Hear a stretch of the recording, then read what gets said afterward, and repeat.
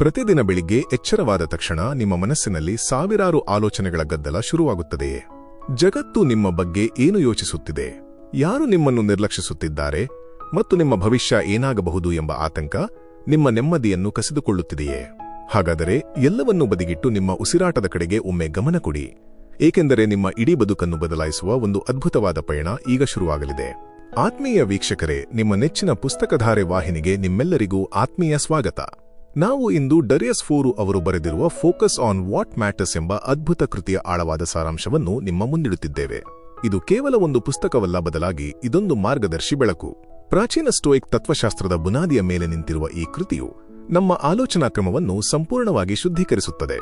ಈ ಪುಸ್ತಕದಲ್ಲಿ ಒಟ್ಟು 70 ಪತ್ರಗಳಿವೆ. ಪ್ರತಿಯೊಂದು ಪತ್ರವೂ ಒಬ್ಬ ಆಪ್ತ ಸ್ನೇಹಿತ ನಮ್ಮೊಂದಿಗೆ ಕುಳಿತು ಮಾತನಾಡುತ್ತಿರುವಂತಹ ಅನುಭವವನ್ನು ನೀಡುತ್ತದೆ. ಆ 70 ಪತ್ರಗಳಲ್ಲಿ ಅತ್ಯಂತ ಶಕ್ತಿಶಾಲಿಯಾದ 20 ಪಾಠಗಳನ್ನು ನಾವು ಇಂದು ನಿಮಗಾಗಿ ಆರಿಸಿಕೊಂಡು ಬಂದಿದ್ದೇವೆ.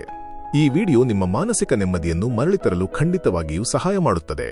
ಬನ್ನಿ, ಈ ಅದ್ಭುತ ಪಯಣವನ್ನು ಒಟ್ಟಾಗಿ ಆರಂಭಿಸೋಣ. ಜೀವನದ ಬಗ್ಗೆ ನಾವು ಆಳವಾಗಿ ಯೋಚಿಸಿದಾಗ ನಮಗೆ ಅರಿವಾಗುವ ಬಹುದೊಡ್ಡ ಸತ್ಯವೆಂದರೆ, ನಮ್ಮ ಹೆಚ್ಚಿನ ಸಮಸ್ಯೆಗಳು ಹೊರಗಿನ ಜಗತ್ತಿನಿಂದ ಬರುವುದಿಲ್ಲ, ಬದಲಾಗಿ ನಮ್ಮ ಒಳಗಿನಿಂದಲೇ ಹುಟ್ಟುತ್ತವೆ. ನಾವು ಪದೇ ಪದೇ ಭಯಪಡುತ್ತೇವೆ, ಇತರರಿಂದ ಮೆಚ್ಚುಗೆಯನ್ನು ನಿರೀಕ್ಷಿಸುತ್ತೇವೆ ಮತ್ತು ನಮ್ಮನ್ನು ನಾವು ಸಾಬೀತುಪಡಿಸಲು ನಿರಂತರವಾಗಿ ಹೆಣಗಾಡುತ್ತೇವೆ. ಡರಿಯಸ್ ಫೋರು ಅವರು ತಮ್ಮ ಪುಸ್ತಕದಲ್ಲಿ ಡಿಕೋಟಮಿ ಆಫ್ ಕಂಟ್ರೋಲ್ ಎಂಬ ಪರಿಕಲ್ಪನೆಯನ್ನು ಬಹಳ ಸುಂದರವಾಗಿ ವಿವರಿಸಿದ್ದಾರೆ. ಇದರ ಅರ್ಥ ನಮ್ಮ ನಿಯಂತ್ರಣದಲ್ಲಿರುವ ವಿಷಯಗಳು ಮತ್ತು ನಮ್ಮ ನಿಯಂತ್ರಣದಲ್ಲಿ ಇಲ್ಲದಿರುವ ವಿಷಯಗಳ ನಡುವಿನ ವ್ಯತ್ಯಾಸವನ್ನು ಅರಿಯುವುದು. ಬನ್ನಿ, ಲೇಖಕರು ನೀಡಿರುವ ಆ 20 ಪ್ರಮುಖ ಪಾಠಗಳನ್ನು ಈಗ ಒಂದೊಂದಾಗಿ ಅರಿಯೋಣ. ಪಾಠ 1, ಪ್ರಮುಖ ವಿಷಯಗಳ ಮೇಲೆ ನಿಮ್ಮ ಗಮನ ಹರಿಸಿ. ನಿಮ್ಮ ಗಮನ ಎಲ್ಲಿದೆ ಎಂದು ಈಗಲೇ ನಿಮ್ಮನ್ನು ನೀವು ಕೇಳಿಕೊಳ್ಳಿ. ಅದು ನಿಮ್ಮ ಗುರಿಗಳು, ನಿಮ್ಮ ಆರೋಗ್ಯ, ನಿಮ್ಮ ಕನಸುಗಳು ಮತ್ತು ನಿಮ್ಮ ಬೆಳವಣಿಗೆಯ ಮೇಲಿದೆಯೇ? ಅಥವಾ ಜನರು ಏನು ಹೇಳುತ್ತಿದ್ದಾರೆ, ಸಾಮಾಜಿಕ ಜಾಲತಾಣಗಳಲ್ಲಿ ಏನು ನಡೆಯುತ್ತಿದೆ, ನಿಮ್ಮನ್ನು ಯಾರು ನೋಯಿಸಿದರು ಎಂಬುದರ ಮೇಲಿದೆಯೇ? ಬಹುತೇಕರು ತಮ್ಮ 80% ಶಕ್ತಿಯನ್ನು ಯಾವುದೇ ಅರ್ಥವಿಲ್ಲದ ವಿಷಯಗಳ ಮೇಲೆ ವ್ಯರ್ಥ ಮಾಡುತ್ತಾರೆ. ನೀವು ಒಂದು ಕತ್ತಲೆಯ ಕೋಣೆಯಲ್ಲಿದ್ದೀರಿ ಮತ್ತು ನಿಮ್ಮ ಬಳಿ ಒಂದು ಸಣ್ಣ ಬೆಂಕಿ ಕಡ್ಡಿ ಇದೆ ಎಂದು ಕಲ್ಪಿಸಿಕೊಳ್ಳಿ. ಆ ಒಂದು ಕಡ್ಡಿಯಿಂದ ನೀವು 100 ಮೇಣದ ಬತ್ತಿಗಳನ್ನು ಏಕಕಾಲದಲ್ಲಿ ಬೆಳಗಲು ಓಡಾಡಿದರೆ ಗಾಳಿಗೆ ಎಲ್ಲವೂ ಆರಿಹೋಗಬಹುದು. ಆದರೆ ಕೇವಲ ಒಂದೇ ಮೇಣದ ಬತ್ತಿಯನ್ನು ಬೆಳಗುವುದರ ಮೇಲೆ ನಿಮ್ಮ ಸಂಪೂರ್ಣ ಗಮನ ಹರಿಸಿದರೆ ಆ ಒಂದು ಜ್ವಾಲೆ ದೊಡ್ಡ ಬೆಂಕಿಯಾಗಿ ಇಡೀ ಕೋಣೆಯನ್ನೇ ಬೆಳಗಬಹುದು. ಹಾಗಾಗಿ ಎಲ್ಲವನ್ನೂ ಮಾಡುವ ಬದಲು ನಿಮಗೆ ನಿಜವಾಗಿಯೂ ಯಾವುದು ಮುಖ್ಯವೋ ಅದರ ಕಡೆಗೆ ಮಾತ್ರ ಗಮನ ಕೊಡಿ. ನಿಮ್ಮ ಜೀವನದ ಪ್ರಮುಖ 3 ಆದ್ಯತೆಗಳನ್ನು ಒಂದು ಹಾಳೆಯಲ್ಲಿ ಬರೆದಿಟ್ಟುಕೊಳ್ಳಿ ಮತ್ತು ಆ 3 ಗುರಿಗಳಿಗೆ ಪೂರಕವಲ್ಲದ ಪ್ರತಿಯೊಂದಕ್ಕೂ ಇಲ್ಲ ಎಂದು ಹೇಳುವುದನ್ನು ಕಲಿಯಿರಿ. ಪಾಠ 2, ಆಂತರಿಕ ನಿಯಂತ್ರಣದ ಅದ್ಭುತ ಶಕ್ತಿ. ಈ ಜಗತ್ತಿನಲ್ಲಿ ಹವಾಮಾನ, ಇತರರ ನಡವಳಿಕೆ, ಆರ್ಥಿಕತೆ ಅಥವಾ ಇತರರ ಅಭಿಪ್ರಾಯಗಳನ್ನು ನೀವು ಎಂದಿಗೂ ನಿಯಂತ್ರಿಸಲು ಸಾಧ್ಯವಿಲ್ಲ. ಆದರೆ ನಿಮ್ಮ ಆಲೋಚನೆಗಳು, ನಿಮ್ಮ ಪ್ರತಿಕ್ರಿಯೆಗಳು ಮತ್ತು ನಿಮ್ಮ ದೈನಂದಿನ ಅಭ್ಯಾಸಗಳನ್ನು ನೀವು ಸಂಪೂರ್ಣವಾಗಿ ನಿಯಂತ್ರಿಸಬಹುದು. ಉದಾಹರಣೆಗೆ, ನೀವು ಸಾಮಾಜಿಕ ಜಾಲತಾಣದಲ್ಲಿ ಒಂದು ಸುಂದರವಾದ ಫೋಟೋ ಹಾಕುತ್ತೀರಿ. ಜನರು ಅದನ್ನು ಇಷ್ಟಪಡಬೇಕು, ಒಳ್ಳೆಯ ಮಾತುಗಳನ್ನು ಆಡಬೇಕು ಎಂದು ನೀವು ನಿರೀಕ್ಷಿಸುತ್ತೀರಿ. ಆದರೆ ಯಾರಾದರೂ ಕೆಟ್ಟದಾಗಿ ಮಾತನಾಡಿದರೆ ಅಥವಾ ಸಂಪೂರ್ಣವಾಗಿ ನಿರ್ಲಕ್ಷಿಸಿದರೆ ನಿಮಗೆ ತಕ್ಷಣ ಬೇಸರವಾಗುತ್ತದೆ, ಕೋಪ ಬರುತ್ತದೆ. ಇಲ್ಲಿ ಸ್ವಲ್ಪ ಯೋಚಿಸಿ, ಇತರರ ಪ್ರತಿಕ್ರಿಯೆ ನಿಮ್ಮ ನಿಯಂತ್ರಣದಲ್ಲಿದೆಯೇ? ಖಂಡಿತ ಇಲ್ಲ. ನೀವು ಯಾವ ಉದ್ದೇಶದಿಂದ ಆ ಫೋಟೋ ಹಾಕಿದ್ದೀರಿ ಎಂಬುದು ಮಾತ್ರ ನಿಮ್ಮ ನಿಯಂತ್ರಣದಲ್ಲಿದೆ. ಸಾಮಾನ್ಯ ಜನರು ಪರಿಸ್ಥಿತಿಗೆ ಪ್ರತಿಕ್ರಿಯಿಸುತ್ತಾರೆ, ಆದರೆ ಯಶಸ್ವಿ ಜನರು ಪರಿಸ್ಥಿತಿಗೆ ಸ್ಪಂದಿಸುತ್ತಾರೆ. ಒಂದು ವೇಳೆ ಅವರು ವಿಫಲರಾದರೆ ನಾನು ದಡ್ಡ, ನನಗೆ ಏನೂ ಬರುವುದಿಲ್ಲ ಎಂದುಕೊಳ್ಳುವ ಬದಲು ಇದರಿಂದ ನಾನು ಹೊಸ ಪಾಠವನ್ನು ಕಲಿತಿದ್ದೇನೆ ಎಂದು ಮತ್ತೆ ಪ್ರಯತ್ನಿಸುತ್ತಾರೆ. ಪರಿಸ್ಥಿತಿ ಒಂದೇ ಆಗಿದ್ದರೂ ಅವರ ಪ್ರತಿಕ್ರಿಯೆ ಭಿನ್ನವಾಗಿರುತ್ತದೆ. ಪಾಠ 3, ಇತರರ ಮೆಚ್ಚುಗೆಯನ್ನು ಹುಡುಕುವುದು ನಿಲ್ಲಿಸಿ. ಬಹುತೇಕರು ಇತರರು ಏನು ಅಂದುಕೊಳ್ಳುತ್ತಾರೋ ಎಂಬ ಭಯದಿಂದಲೇ ತಮ್ಮ ಇಡೀ ಜೀವನವನ್ನು ಕಳೆಯುತ್ತಾರೆ. ಇತರರನ್ನು ಮೆಚ್ಚಿಸಲು ಮುಖವಾಡಗಳನ್ನು ಧರಿಸುತ್ತಾರೆ. ನೀವು ಯಾವುದೇ ಹೊಸ ಭಾಷೆಯನ್ನು ಕಲಿಯುವಾಗ, ಉದಾಹರಣೆಗೆ ಇಂಗ್ಲಿಷ್ ಭಾಷೆಯನ್ನು ಕಲಿಯುವಾಗ, ನನ್ನ ವ್ಯಾಕರಣ ತಪ್ಪಾಗಿದ್ದರೆ ಜನರು ನಗುತ್ತಾರೆಯೇ? ನನ್ನ ಉಚ್ಚಾರಣೆ ಸರಿಯಿಲ್ಲದಿದ್ದರೆ ನನ್ನನ್ನು ದಡ್ಡ ಎಂದು ಕರೆಯುತ್ತಾರೆಯೇ ಎಂಬ ಭಯದಿಂದಲೇ ಬಹುತೇಕರು ಮಾತನಾಡುವುದನ್ನೇ ಬಿಡುತ್ತಾರೆ. ಇತರರನ್ನು ಮೆಚ್ಚಿಸಲು ಮಾತನಾಡುವ ಬದಲು ನಿಮ್ಮನ್ನು ನೀವು ವ್ಯಕ್ತಪಡಿಸಲು ಮಾತನಾಡಿ. ನಿಮ್ಮ ತಪ್ಪುಗಳನ್ನು ಈ ಜಗತ್ತು ಮರೆಯುತ್ತದೆ, ಆದರೆ ಆ ತಪ್ಪುಗಳನ್ನು ಮಾಡುವಾಗ ನೀವು ಬೆಳೆಸಿಕೊಂಡ ಧೈರ್ಯ ಸದಾ ನಿಮ್ಮ ಜೊತೆ ಇರುತ್ತದೆ. ನಿಮಗಾಗಿ ನೀವು ಚಪ್ಪಾಳೆ ತಟ್ಟುವುದನ್ನು ಕಲಿಯಿರಿ. ಜಗತ್ತು ನಿಮ್ಮನ್ನು ಒಪ್ಪಿಕೊಳ್ಳುವ ಮುನ್ನ ನಿಮ್ಮನ್ನು ನೀವು ಒಪ್ಪಿಕೊಳ್ಳಿ. ಪಾಠ 4, ನೋವನ್ನು ಗುರುವನ್ನಾಗಿ ಸ್ವೀಕರಿಸುವುದು. ನೋವು ನಮ್ಮ ಶತ್ರುವಲ್ಲ, ಬದಲಾಗಿ ಅದು ನಮ್ಮ ಅತ್ಯುತ್ತಮ ಗುರು. ಬಹುತೇಕರು ನೋವನ್ನು ದ್ವೇಷಿಸುತ್ತಾರೆ, ಅದರಿಂದ ತಪ್ಪಿಸಿಕೊಳ್ಳಲು ಪ್ರಯತ್ನಿಸುತ್ತಾರೆ ಅಥವಾ ಅದನ್ನು ಮರೆಮಾಚುತ್ತಾರೆ. ನೋವು ಎಂದರೆ ವೈಫಲ್ಯದ ಸಂಕೇತ ಎಂದು ಅವರು ಭಾವಿಸುತ್ತಾರೆ. ಆದರೆ ವಾಸ್ತವದಲ್ಲಿ ನೋವು ಎಂದರೆ ಯಾವುದೋ ಒಂದು ಹೊಸ ಬೆಳವಣಿಗೆಯ ಸಂಕೇತವಾಗಿದೆ. ಇದನ್ನು ಅರ್ಥಮಾಡಿಕೊಳ್ಳಲು ಒಂದು ದೊಡ್ಡ ಬೆಟ್ಟದ ಉದಾಹರಣೆಯನ್ನು ತೆಗೆದುಕೊಳ್ಳೋಣ. ಸಾವಿರಾರು ವರ್ಷಗಳಿಂದ ಎತ್ತರವಾಗಿ ನಿಂತಿರುವ ಒಂದು ಬೃಹತ್ ಬೆಟ್ಟವನ್ನು ಕಲ್ಪಿಸಿಕೊಳ್ಳಿ. ಅದು ಭೀಕರ ಬಿರುಗಾಳಿ ಹೆಪ್ಪುಗಟ್ಟುವ ಹಿಮ ಸಿಡಿಲು ಮತ್ತು ಕತ್ತಿಯಂತೆ ಕೊಯ್ಯುವ ಚಳಿಗಾಳಿಯನ್ನು ನಿರಂತರವಾಗಿ ಎದುರಿಸುತ್ತದೆ. ಒಂದು ವೇಳೆ ಆ ಬೆಟ್ಟಕ್ಕೆ ಭಾವನೆಗಳಿದ್ದರೆ ಅದು ಬಹುಶಃ ಈ ಬಿರುಗಾಳಿ ನನಗೆ ಬಹಳ ನೋವು ನೀಡುತ್ತಿದೆ, ಈ ಚಳಿ ಅಸಹನೀಯವಾಗಿದೆ, ದಯವಿಟ್ಟು ಇದನ್ನು ನಿಲ್ಲಿಸಿ ಎಂದು ಅಳುತ್ತಿತ್ತೇನೋ. ಆದರೆ ವಾಸ್ತವವೇನೆಂದರೆ ಆ ಭೀಕರ ಬಿರುಗಾಳಿಯೇ ಆ ಬೆಟ್ಟಕ್ಕೆ ಒಂದು ಸುಂದರವಾದ ಆಕಾರವನ್ನು ನೀಡುತ್ತಿದೆ. ಆ ಚೂಪಾದ ಗಾಳಿಯು ಬಂಡೆಗಳನ್ನು ಸುಂದರವಾಗಿ ಕಿತ್ತುತ್ತದೆ, ಮಂಜುಗಡ್ಡೆಯು ದುರ್ಬಲ ಭಾಗಗಳನ್ನು ಒಡೆದು ಹಾಕುತ್ತದೆ. ಈ ಎಲ್ಲಾ ಒತ್ತಡಗಳಿಂದ ಆ ಬೆಟ್ಟವು ಇನ್ನಷ್ಟು ಬಲವಾಗಿ ಚೂಪಾಗಿ ಸುಂದರವಾಗಿ ಮತ್ತು ಗಟ್ಟಿಯಾಗಿ ರೂಪುಗೊಳ್ಳುತ್ತದೆ. ಆ ಬಿರುಗಾಳಿಯೇ ಇಲ್ಲದಿದ್ದರೆ ಆ ಬೆಟ್ಟ ಕೇವಲ ಒಂದು ಮೃದುವಾದ ಮಣ್ಣಿನ ದಿಬ್ಬವಾಗಿರುತ್ತಿತ್ತು. ಆದರೆ ನೋವಿನ ಕಾರಣದಿಂದಲೇ ಅದು ಇಂದಿಗೂ ಅಚಲವಾಗಿ ನಿಂತಿದೆ. ಜೀವನದಲ್ಲಿಯೂ ನೋವು ಇದೇ ರೀತಿ ಕೆಲಸ ಮಾಡುತ್ತದೆ. ನಿಮ್ಮ ಕಷ್ಟಗಳು ನಿಮ್ಮನ್ನು ಒಡೆಯುತ್ತಿಲ್ಲ, ಬದಲಾಗಿ ನಿಮ್ಮನ್ನು ಕೆತ್ತುತ್ತಿವೆ. ನೋವಿನ ಹೊರತಾಗಿಯೂ ನಾವು ಬೆಳೆಯುವುದಿಲ್ಲ, ಬದಲಾಗಿ ನೋವಿನ ಕಾರಣದಿಂದಲೇ ನಾವು ಬೆಳೆಯುತ್ತೇವೆ. ಆದ್ದರಿಂದ ನೋವಿನಿಂದ ತಪ್ಪಿಸಿಕೊಳ್ಳದೆ ಅದನ್ನು ಅನುಭವಿಸಿ ಕಲಿಯಿರಿ. ಪಾಠ 5. ಪ್ರತಿಯೊಬ್ಬರಿಂದಲೂ ಕಲಿಯುವುದು. ಕೇವಲ ಶಾಲೆಯ ಗುರುವಿನಿಂದ ಮಾತ್ರ ಕಲಿಯಲು ಸಾಧ್ಯ ಎಂಬುದು ಬಹುದೊಡ್ಡ ಸುಳ್ಳು. ಈ ಜೀವನವೇ ಒಂದು ದೊಡ್ಡ ಶಾಲೆ ಮತ್ತು ಪ್ರತಿಯೊಬ್ಬ ವ್ಯಕ್ತಿಯೂ, ಪ್ರತಿಯೊಂದು ಪರಿಸ್ಥಿತಿಯೂ ನಿಮ್ಮ ಗುರುವಾಗಬಹುದು. ಇದಕ್ಕಾಗಿ ನಮ್ಮ ಮನಸ್ಥಿತಿಯನ್ನು ನಾವು ಮೊದಲು ಬದಲಾಯಿಸಿಕೊಳ್ಳಬೇಕು. ಒಂದು ಸುಂದರವಾದ ನದಿಯು ಕಣಿವೆಯ ಮೂಲಕ ಸಾಗುವಾಗ ದಾರಿಯಲ್ಲಿ ಬೃಹತ್ ಬಂಡೆಗಳು, ಚೂಪಾದ ಕಲ್ಲುಗಳು, ಮಣ್ಣು ಕೊಂಬೆಗಳು ಮತ್ತು ಬಿದ್ದ ಮರಗಳನ್ನು ಎದುರಿಸುತ್ತದೆ. ಆದರೆ ಆ ನದಿ ಅವುಗಳೊಂದಿಗೆ ಎಂದಿಗೂ ಜಗಳವಾಡುವುದಿಲ್ಲ. ನೀವು ಏಕೆ ನನ್ನ ದಾರಿಯಲ್ಲಿದ್ದೀರಿ, ನನ್ನನ್ನು ತಡೆಯಬೇಡಿ ಎಂದು ಅದು ಆ ಬಂಡೆಗಳನ್ನು ಕೇಳುವುದಿಲ್ಲ. ಬದಲಾಗಿ ಆ ನದಿಯು ಬಂಡೆಗಳ ಸುತ್ತಲೂ ಹರಿಯುತ್ತದೆ. ಕೆಲವೊಮ್ಮೆ ನಿಧಾನವಾಗಿ, ಕೆಲವೊಮ್ಮೆ ರಭಸವಾಗಿ ಮತ್ತು ಕೆಲವೊಮ್ಮೆ ಸಂಪೂರ್ಣ ಮೌನವಾಗಿ ಹರಿಯುತ್ತದೆ. ಇದರಿಂದಾಗಿ ನದಿಯು ಹೇಗೆ ಉತ್ತಮವಾಗಿ ಚಲಿಸಬೇಕು ಎಂಬುದನ್ನು ಕಲಿಯುತ್ತದೆ. ಅದು ಇನ್ನಷ್ಟು ವಿಸ್ತಾರವಾಗಿ, ಆಳವಾಗಿ ಮತ್ತು ಬುದ್ಧಿವಂತಿಕೆಯಿಂದ ಹರಿಯಲು ಕಲಿಯುತ್ತದೆ. ಅಡೆತಡೆಗಳಿಂದಲೂ ನದಿ ಕಲಿಯುತ್ತದೆ. ಅದು ದೂರುವುದಿಲ್ಲ, ಬದಲಾಗಿ ಎಲ್ಲವನ್ನೂ ಹೀರಿಕೊಂಡು ಹೊಂದಾಣಿಕೆ ಮಾಡಿಕೊಂಡು ಬೆಳೆಯುತ್ತದೆ. ಅಸಾಧ್ಯವೆಂದು ತೋರುವ ಕಠಿಣ ಭೂಮಿಯ ಮೂಲಕವೂ ಅದು ಹೊಸ ಮಾರ್ಗಗಳನ್ನು ಸೃಷ್ಟಿಸುತ್ತದೆ. ಜೀವನದಲ್ಲಿಯೂ ನೀವು ಪ್ರತಿಯೊಂದು ಪರಿಸ್ಥಿತಿಯಿಂದ, ಕಷ್ಟಗಳಿಂದ, ಮೌನದಿಂದ ಕಲಿಯಬಹುದು. ನಿಮ್ಮ ಮನಸ್ಸನ್ನು ತೆರೆದಿಟ್ಟುಕೊಂಡರೆ ಯಾವುದೂ ವ್ಯರ್ಥವಾಗುವುದಿಲ್ಲ. ನಿಮ್ಮನ್ನು ದ್ವೇಷಿಸುವವರಿಂದಲೂ ಏನಾದರೂ ಕಲಿಯಲು ಸಿದ್ಧರಾಗಿರಿ. ಪಾಠ 6. ಸಮಯವೇ ನಿಜವಾದ ಸಂಪತ್ತು. ಈ ಪ್ರಪಂಚದಲ್ಲಿ ಹಣವೇ ಅತ್ಯಂತ ಅಮೂಲ್ಯವಾದದ್ದು ಎಂದು ಅನೇಕರು ಭಾವಿಸುತ್ತಾರೆ. ಆದರೆ ಹಣವನ್ನು ಒಮ್ಮೆ ಕಳೆದುಕೊಂಡರೂ ಮರಳಿ ಗಳಿಸಬಹುದು. ಆದರೆ ಕಳೆದು ಹೋದ ಒಂದು ಸೆಕೆಂಡ್ ಸಮಯವನ್ನು ಸಹ ಎಂದಿಗೂ ಮರಳಿ ಪಡೆಯಲು ಸಾಧ್ಯವಿಲ್ಲ. ನಾವು ಗಂಟೆಗಟ್ಟಲೆ ಬೇರೆಯವರ ಜೀವನವನ್ನು ಸಾಮಾಜಿಕ ಜಾಲತಾಣಗಳಲ್ಲಿ ನೋಡುತ್ತಾ ನಮ್ಮ ಅಮೂಲ್ಯ ಸಮಯವನ್ನು ವ್ಯರ್ಥ ಮಾಡುತ್ತೇವೆ. ಒಬ್ಬ ಯುವಕನನ್ನು ಕಲ್ಪಿಸಿಕೊಳ್ಳಿ. ಅವನಿಗೆ ತನ್ನದೇ ಆದ ವ್ಯಾಪಾರವನ್ನು ಪ್ರಾರಂಭಿಸುವ ದೊಡ್ಡ ಕನಸಿರುತ್ತದೆ. ಆದರೆ ಅವನು ಪ್ರತಿದಿನ ಸಂಜೆ ಮನೆಗೆ ಬಂದ ನಂತರ 3 ಗಂಟೆಗಳ ಕಾಲ ಸುಮ್ಮನೆ ಟೆಲಿವಿಷನ್ ನೋಡುತ್ತಾನೆ. ನಾನು ಇಂದು ಬಹಳ ಸುಸ್ತಾಗಿದ್ದೇನೆ, ನಾಳೆಯಿಂದ ಖಂಡಿತ ಶುರು ಮಾಡುತ್ತೇನೆ ಎಂದು ತನಗೆ ತಾನೇ ಹೇಳಿಕೊಳ್ಳುತ್ತಾನೆ. ಆ ನಾಳೆ ಎಂಬುದು ಮುಂದಿನ ವಾರವಾಗುತ್ತದೆ, ಮುಂದಿನ ವಾರ ಮುಂದಿನ ವರ್ಷವಾಗುತ್ತದೆ. ಹೀಗೆ ನಿಧಾನವಾಗಿ ಅವನ ಒಳಗಿನ ಆಸೆ ಸಾಯುತ್ತದೆ. ಅವನು ಬುದ್ಧಿವಂತನಲ್ಲ ಎಂಬ ಕಾರಣಕ್ಕೆ ಸೋಲಲಿಲ್ಲ, ಬದಲಾಗಿ ಅವನು ತನ್ನ ಸಮಯವನ್ನು ತಪ್ಪು ವಿಷಯಗಳಿಗೆ ನೀಡಿದ ಕಾರಣಕ್ಕಾಗಿ ಸೋಲುತ್ತಾನೆ. ನಾವು ನಮ್ಮ ದಿನದ 24 ಗಂಟೆಗಳನ್ನು ಹೇಗೆ ಬಳಸುತ್ತೇವೆ ಎಂಬುದರ ಮೇಲೆ ನಮ್ಮ ಇಡೀ ಭವಿಷ್ಯ ನಿಂತಿದೆ. ಅನಗತ್ಯ ವಿಷಯಗಳಿಗೆ ನಿಮ್ಮ ಸಮಯವನ್ನು ವ್ಯರ್ಥ ಮಾಡಬೇಡಿ. ಪಾಠ 7. ಶಾಂತ ಮನಸ್ಸನ್ನು ಕಾಪಾಡಿಕೊಳ್ಳಿ. ನಮ್ಮ ಮನಸ್ಸಿನ ಮೇಲೆ ಇತರರು ಮಾಡುವ ಒಂದು ಸಣ್ಣ ಟೀಕೆ ಕೂಡ ನಮ್ಮ ಇಡೀ ದಿನದ ನೆಮ್ಮದಿಯನ್ನು ಹಾಳು ಮಾಡಬಹುದು. ಆದರೆ ಶಾಂತ ಮನಸ್ಸು ಎಂಬುದು ಜಗತ್ತಿನ ಬಹುದೊಡ್ಡ ಶಕ್ತಿಯಾಗಿದೆ. ಗೊಂದಲದಲ್ಲಿರುವಾಗ ಶಾಂತವಾಗಿರುವ ವ್ಯಕ್ತಿಗಳು ನಾಯಕರಾಗುತ್ತಾರೆ, ಕಷ್ಟದ ಸಮಸ್ಯೆಗಳನ್ನು ಸುಲಭವಾಗಿ ಪರಿಹರಿಸುತ್ತಾರೆ.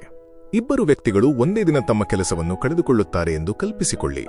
ಮೊದಲ ವ್ಯಕ್ತಿ ವಿಪರೀತ ಭಯಪಡುತ್ತಾನೆ, ಕೋಪಗೊಳ್ಳುತ್ತಾನೆ, ಇತರರನ್ನು ದೂಷಿಸುತ್ತಾನೆ ಮತ್ತು ತನ್ನ ಇಡೀ ವಾರವನ್ನು ಹಾಳು ಮಾಡಿಕೊಳ್ಳುತ್ತಾನೆ. ಆದರೆ ಎರಡನೇ ವ್ಯಕ್ತಿ ಶಾಂತವಾಗಿ ಕುಳಿತು ತಾನು ಮುಂದೆ ಏನು ಮಾಡಬಹುದು, ತನಗೆ ಯಾವೆಲ್ಲ ಕೌಶಲ್ಯಗಳಿವೆ ಎಂದು ಯೋಚಿಸುತ್ತಾನೆ. ಅದೇ ದಿನ ಸಂಜೆ 10 ಹೊಸ ಕೆಲಸಗಳಿಗೆ ಅರ್ಜಿ ಸಲ್ಲಿಸುತ್ತಾನೆ. ಪರಿಸ್ಥಿತಿ ಇಬ್ಬರಿಗೂ ಒಂದೇ ಆಗಿದ್ದರೂ ಅವರ ಮನಸ್ಥಿತಿ ಬೇರೆಯಾಗಿದೆ. ವಿರಾಮ ತೆಗೆದುಕೊಳ್ಳುವ ಅಭ್ಯಾಸವನ್ನು ಬೆಳೆಸಿಕೊಳ್ಳಿ. ಕೋಪ ಬಂದಾಗ ತಕ್ಷಣ ಪ್ರತಿಕ್ರಿಯಿಸುವ ಬದಲು ಕನಿಷ್ಠ 5 ಸೆಕೆಂಡುಗಳ ಕಾಲ ಉಸಿರಾಟದ ಕಡೆ ಗಮನ ಕೊಡಿ. ಪಾಠ 8. ಕಡಿಮೆ ಮಾಡುವ ಶಿಸ್ತು. ಯಶಸ್ಸು ಎಂದರೆ ಹೆಚ್ಚು ಕೆಲಸ ಮಾಡುವುದಲ್ಲ, ಬದಲಾಗಿ ಕಡಿಮೆ ಕೆಲಸವನ್ನು ಅತ್ಯುತ್ತಮವಾಗಿ ಮಾಡುವುದು. 10 ಕೆಲಸಗಳನ್ನು ಒಟ್ಟಿಗೆ ಮಾಡಲು ಹೋದರೆ ನಿಮ್ಮ ಶಕ್ತಿ ಹಂಚಿಹೋಗುತ್ತದೆ. ಒಬ್ಬ ಹುಡುಗಿ ಫಿಟ್ ಆಗಲು 3 ವಿಭಿನ್ನ ಜಿಮ್ಗಳಿಗೆ ಸೇರುತ್ತಾಳೆ, 10 ವಿಭಿನ್ನ ವ್ಯಾಯಾಮದ ಯೋಜನೆಗಳನ್ನು ಖರೀದಿಸುತ್ತಾಳೆ, ಆದರೆ ಯಾವುದೂ ಕೆಲಸ ಮಾಡುವುದಿಲ್ಲ. ಇನ್ನೊಬ್ಬ ಹುಡುಗಿ ಮನೆಯಲ್ಲಿಯೇ ಕೇವಲ ಒಂದೇ ಸರಳ ವ್ಯಾಯಾಮವನ್ನು ಪ್ರತಿದಿನ ಶಿಸ್ತಿನಿಂದ ಮಾಡುತ್ತಾಳೆ ಮತ್ತು ಸರಳವಾದ ಆಹಾರವನ್ನು ಸೇವಿಸುತ್ತಾಳೆ. ಅವಳು ಬಹಳ ಸುಲಭವಾಗಿ ತನ್ನ ಗುರಿಯನ್ನು ತಲುಪುತ್ತಾಳೆ. ಇದುವೇ ಕಡಿಮೆ ಕೆಲಸವನ್ನು ಶಿಸ್ತಿನಿಂದ ಮಾಡುವ ಶಕ್ತಿ. ನಿಮ್ಮ ದಿನಚರಿಯಿಂದ ಅನಗತ್ಯ ಕೆಲಸಗಳನ್ನು ತೆಗೆದುಹಾಕಿ. ಪಾಠ 9. ಉಪಯುಕ್ತರಾಗಿರಿ, ಆಕರ್ಷಕವಾಗಿರಬೇಡಿ. ಇಂದಿನ ದಿನಗಳಲ್ಲಿ ಪ್ರತಿಯೊಬ್ಬರೂ ಇತರರನ್ನು ಆಕರ್ಷಿಸಲು ಕೃತಕವಾಗಿ ಪ್ರಯತ್ನಿಸುತ್ತಾರೆಯೇ ಹೊರತು ಉಪಯುಕ್ತರಾಗಲು ಅಲ್ಲ. ಒಬ್ಬ ವ್ಯಕ್ತಿ ಆಸ್ಪತ್ರೆಗೆ ದುಬಾರಿ ಬಟ್ಟೆ ಮತ್ತು ವಾಚ್ ಧರಿಸಿ ಬರುತ್ತಾನೆ, ಇನ್ನೊಬ್ಬಳು ನರ್ಸ್ ಸರಳವಾದ ಸಮವಸ್ತ್ರದಲ್ಲಿ ಇರುತ್ತಾಳೆ. ನೋಡಲು ಆ ವ್ಯಕ್ತಿ ಬಹಳ ಪ್ರಮುಖ ವ್ಯಕ್ತಿಯಂತೆ ಕಾಣಬಹುದು, ಆದರೆ ಅಲ್ಲಿ ಜೀವ ಉಳಿಸುವ ನಿಜವಾದ ಕೆಲಸವನ್ನು ಮಾಡುತ್ತಿರುವುದು ಆ ನರ್ಸ್. ನೀವು ಯಾರು ಆಗಲು ಬಯಸುತ್ತೀರಿ ಎಂದು ಯೋಚಿಸಿ. ನಿಮ್ಮ ಸಣ್ಣ ಕೆಲಸದಿಂದ ಒಬ್ಬರಿಗೆ ಸಹಾಯವಾದರೂ ನೀವು ದೊಡ್ಡ ಸಾಧನೆ ಮಾಡಿದಂತೆ. ಆಕಾಶದಲ್ಲಿನ ನಕ್ಷತ್ರಗಳು ತಮಗಾಗಿ ಹೊಳೆಯುತ್ತವೆ, ಆದರೆ ನೆಲದ ಮೇಲಿನ ದೀಪಗಳು ಇತರರಿಗೆ ದಾರಿ ತೋರಿಸುತ್ತವೆ. ದೀಪದಂತೆ ಉಪಯುಕ್ತರಾಗಿರಿ. ಪಾಠ 10. ಒಮ್ಮೆಗೆ ಒಂದೇ ಕೆಲಸ ಮಾಡಿ. 5 ಮೊಲಗಳನ್ನು ಒಟ್ಟಿಗೆ ಹಿಡಿಯಲು ಹೋದರೆ ಒಂದು ಸಿಗುವುದಿಲ್ಲ ಎಂಬ ಹಳೆಯ ಮಾತಿದೆ. ಒಂದೇ ಸಮಯದಲ್ಲಿ ಹಲವು ಕೆಲಸಗಳನ್ನು ಮಾಡಿದರೆ ನಿಮ್ಮ ಗಮನ ಹಂಚಿ ಹೋಗುತ್ತದೆ. ನೀವು ಅಡುಗೆ ಮಾಡುತ್ತಾ ಮೊಬೈಲ್ ನೋಡುತ್ತಾ ಟಿವಿ ವೀಕ್ಷಿಸುತ್ತಿದ್ದರೆ ಅಡುಗೆಯು ಸೀದು ಹೋಗುತ್ತದೆ ಮತ್ತು ಯಾರಿಗೋ ಕಳುಹಿಸಬೇಕಾದ ಸಂದೇಶವನ್ನು ಮತ್ಯಾರಿಗೋ ಕಳುಹಿಸುತ್ತೀರಿ. ಆದರೆ ಎಲ್ಲವನ್ನೂ ಬದಿಗಿಟ್ಟು ಕೇವಲ ಅಡುಗೆಯತ್ತ ಗಮನ ಹರಿಸಿದರೆ ಆ ಪ್ರಕ್ರಿಯೆಯನ್ನು ನೀವು ಸಂಪೂರ್ಣವಾಗಿ ಆನಂದಿಸುತ್ತೀರಿ. ಸಣ್ಣ ಪುಟ್ಟ ಕೆಲಸಗಳಿಗೂ ಸಂಪೂರ್ಣ ಗಮನ ಕೊಡುವುದನ್ನು ಇಂದೇ ಅಭ್ಯಾಸ ಮಾಡಿ. ಇದು ನಿಮ್ಮ ಏಕಾಗ್ರತೆಯನ್ನು ಹೆಚ್ಚಿಸುತ್ತದೆ. ಪಾಠ 11. ಉದ್ದೇಶದಿಂದ ಬದುಕುವುದು ಮತ್ತು ಮೌಲ್ಯಗಳಿಗೆ ಬದ್ಧರಾಗಿರುವುದು. ಹೆಚ್ಚಿನ ಜನರು ಯಂತ್ರಗಳಂತೆ ಬದುಕುತ್ತಾರೆ. ಬೆಳಿಗ್ಗೆ ಏಳುವುದು, ತಿನ್ನುವುದು, ಕೆಲಸ ಮಾಡುವುದು, ಮತ್ತೆ ನಿದ್ರಿಸುವುದು, ಇಷ್ಟೇ ಅವರ ದಿನಚರಿ. ಆದರೆ ನಾನು ಬದುಕುತ್ತಿರುವ ಜೀವನ ನನ್ನ ಆಂತರಿಕ ಮೌಲ್ಯಗಳಿಗೆ ತಕ್ಕಂತೆ ಇದೆಯೇ ಎಂದು ಅವರು ಎಂದಿಗೂ ಕೇಳಿಕೊಳ್ಳುವುದಿಲ್ಲ. ಕುಟುಂಬವೇ ನನ್ನ ಪ್ರಾಣ ಎಂದು ಹೇಳುವ ವ್ಯಕ್ತಿ ಪ್ರತಿ ರಾತ್ರಿ ತಡವಾಗಿ ಕೆಲಸ ಮಾಡುತ್ತಾ ಕುಟುಂಬದ ಜೊತೆ ಕನಿಷ್ಠ 10 ನಿಮಿಷಗಳ ಕಾಲ ಕಳೆಯದಿದ್ದರೆ ಅದು ಅವನ ಮೌಲ್ಯಗಳಿಗೆ ವಿರುದ್ಧವಾಗಿರುತ್ತದೆ. ನಿಮ್ಮ ಜೀವನದ ಪ್ರಮುಖ ಮೌಲ್ಯಗಳನ್ನು ಬರೆದಿಟ್ಟುಕೊಳ್ಳಿ. ಪ್ರಾಮಾಣಿಕತೆ, ದಯೆ, ಬೆಳವಣಿಗೆ ಇವುಗಳಲ್ಲಿ ಯಾವುದಾದರೂ ಆಗಿರಬಹುದು. ನಿಮ್ಮ ಪ್ರತಿದಿನದ ಪ್ರತಿಯೊಂದು ಕೆಲಸವೂ ಆ ಮೌಲ್ಯಗಳಿಗೆ ತಕ್ಕಂತೆ ಇರಬೇಕು. ಪಾಠ 12. ಕೃತಜ್ಞತೆ ಮತ್ತು ಸರಳತೆ. ಕೃತಜ್ಞತೆ ಎಂದರೆ ನಮಗಿಲ್ಲದಿರುವುದಕ್ಕಾಗಿ ಕೊರಗುವುದಲ್ಲ, ಬದಲಾಗಿ ನಮ್ಮ ಬಳಿ ಇರುವುದಕ್ಕಾಗಿ ಸಂತೋಷಪಡುವುದು.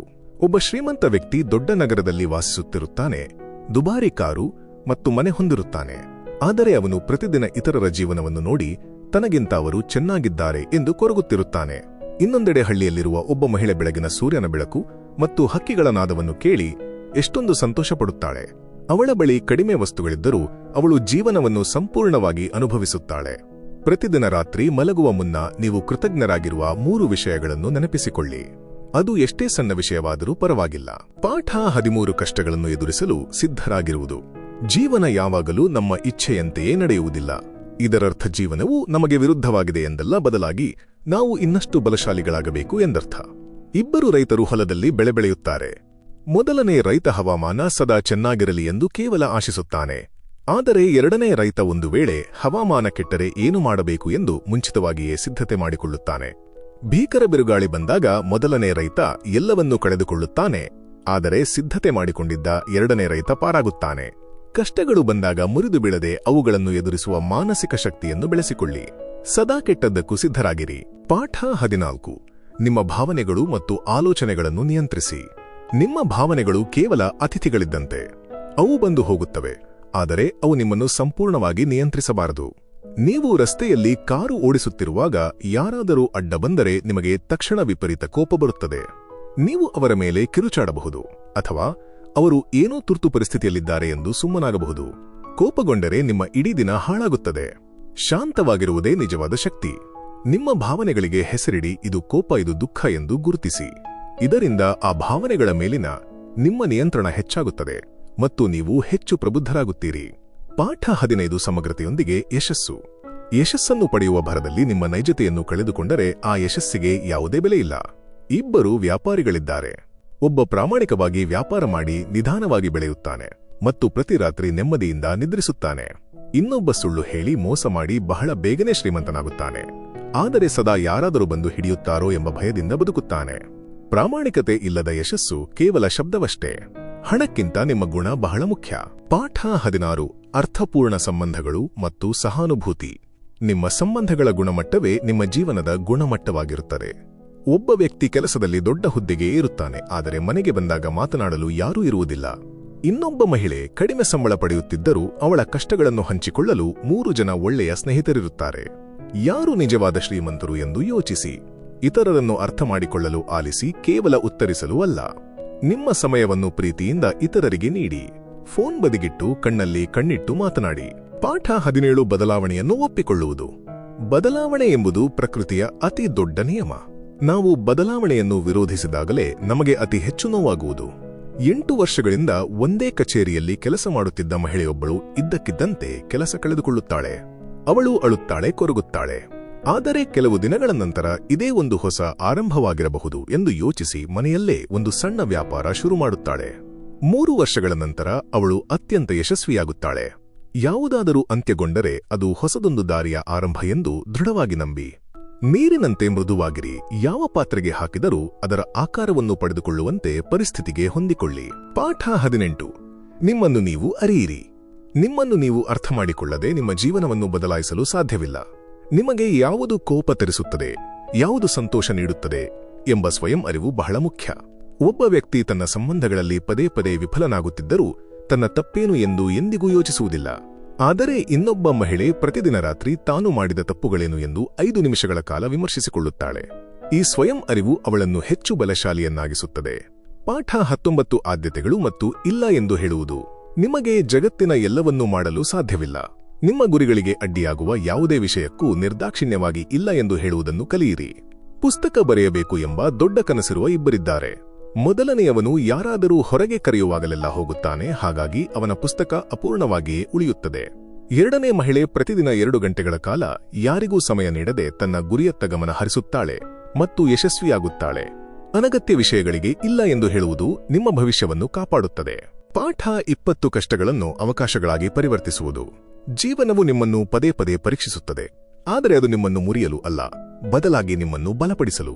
ಒಬ್ಬ ವ್ಯಾಪಾರಿ ಆರ್ಥಿಕ ಹಿಂಜರಿತದಿಂದ ತನ್ನೆಲ್ಲ ಸಂಪತ್ತನ್ನು ಕಳೆದುಕೊಳ್ಳುತ್ತಾನೆ. ಆದರೆ ಅವನು ಮತ್ತೆ ಶೂನ್ಯದಿಂದ ಆರಂಭಿಸಿ ಹಿಂದೆಗಿಂತಲೂ ದೊಡ್ಡ ವ್ಯಾಪಾರವನ್ನು ಕಟ್ಟುತ್ತಾನೆ. ಆ ಕಷ್ಟವೇ ಅವನಿಗೆ ನಿಜವಾದ ಶಕ್ತಿ ಏನು ಎಂಬುದನ್ನು ಕಲಿಸುತ್ತದೆ. ಕಷ್ಟಗಳು ಬಂದಾಗ ಇದು ನನಗೇಕೆ ಬಂತು ಎಂದು ಕೇಳುವ ಬದಲು ಇದರಿಂದ ನಾನು ಏನು ಕಲಿಯಬಹುದು ಎಂದು ನಿಮ್ಮನ್ನು ನೀವು ಕೇಳಿಕೊಳ್ಳಿ. ಡಿಜಿಟಲ್ ಗದ್ದಲ ಮತ್ತು ನಮ್ಮ ಗಮನದ ಸಂರಕ್ಷಣೆ. ಈ 20 ಪಾಠಗಳ ಜೊತೆಗೆ ಲೇಖಕರು ಮತ್ತೊಂದು ಪ್ರಮುಖ ವಿಚಾರವನ್ನು ಹಂಚಿಕೊಂಡಿದ್ದಾರೆ. ಡೇರಿಯಸ್ ಫೋರು ಅವರು ಹೇಳುವಂತೆ, ಇಂದಿನ ಡಿಜಿಟಲ್ ಜಗತ್ತಿನಲ್ಲಿ ಗಮನವೇ ಅತ್ಯಂತ ಬೆಲೆಬಾಳುವ ನಾಣ್ಯ. ಜಾಲತಾಣಗಳು ನಮ್ಮ ಗಮನವನ್ನು ಸೆಳೆಯಲು ನಿರಂತರವಾಗಿ ಸ್ಪರ್ಧಿಸುತ್ತಿವೆ. ನಾವು ಅರಿವಿಲ್ಲದೆಯೇ ನಮ್ಮ ಅಮೂಲ್ಯ ಸಮಯವನ್ನು ಸ್ಕ್ರೋಲ್ ಮಾಡುವುದರಲ್ಲಿ ಕಳೆಯುತ್ತೇವೆ. ಇದು ನಮ್ಮ ಏಕಾಗ್ರತೆ ಮತ್ತು ಸೃಜನಶೀಲತೆಯನ್ನು ಸದ್ದಿಲ್ಲದೆ ಕೊಲ್ಲುತ್ತಿದೆ. ನಾವು ಅನನುಕೂಲಕರ ಭಾವನೆಗಳಿಂದ ಅಥವಾ ಬೇಸರದಿಂದ ತಪ್ಪಿಸಿಕೊಳ್ಳಲು ಮೊಬೈಲ್ ಮೊರೆ ಹೋಗುತ್ತೇವೆ. ಆಳವಾದ ಕೆಲಸ ಮತ್ತು ಮೇಲ್ನೋಟದ ಕೆಲಸದ ನಡುವಿನ ವ್ಯತ್ಯಾಸವನ್ನು ನಾವು ಅರಿಯಬೇಕು. ಸಂಪೂರ್ಣ ಮೌನ ಮತ್ತು ಏಕಾಗ್ರತೆಯಿಂದ ಮಾತ್ರ ಆಳವಾದ ಕೆಲಸ ಮಾಡಲು ಸಾಧ್ಯ. ಪಶ್ಚಾತ್ತಾಪ ಮತ್ತು ಭಯದ ನಡುವಿನ ಹೋರಾಟ. ನಾವು ಅನೇಕ ಬಾರಿ ರಾತ್ರಿ ಮಲಗುವಾಗ ಆ ಕೆಲಸ ಮಾಡಬೇಕಿತ್ತು, ಈ ಮಾತು ಹೇಳಬೇಕಿತ್ತು ಎಂದು ಪಶ್ಚಾತ್ತಾಪ ಪಡುತ್ತೇವೆ. ನಮ್ಮ ಕ್ರಿಯೆಗಳು ಮತ್ತು ನಮ್ಮ ಆಂತರಿಕ ಮೌಲ್ಯಗಳ ನಡುವೆ ಹೊಂದಾಣಿಕೆ ಇಲ್ಲದಿದ್ದಾಗ ಈ ಪಶ್ಚಾತ್ತಾಪ ನಮ್ಮನ್ನು ಕಾಡುತ್ತದೆ. ನಾವು ಇತರರ ನಿರೀಕ್ಷೆಗಳಿಗಾಗಿ ಬದುಕಲು ಹೋದಾಗ ನಮ್ಮ ನಿಜವಾದ ಆಸೆಗಳನ್ನು ಸಾಯಿಸುತ್ತೇವೆ. ಇದು ನಿಧಾನವಾಗಿ ದೊಡ್ಡ ಪಶ್ಚಾತ್ತಾಪವಾಗಿ ಕಾಡುತ್ತದೆ. ಹಾಗೆಯೇ ಭಯ ಎಂಬುದು ನಮ್ಮ ಶತ್ರುವಲ್ಲ, ಬದಲಾಗಿ ಅದು ಒಂದು ಮಾರ್ಗದರ್ಶಿ.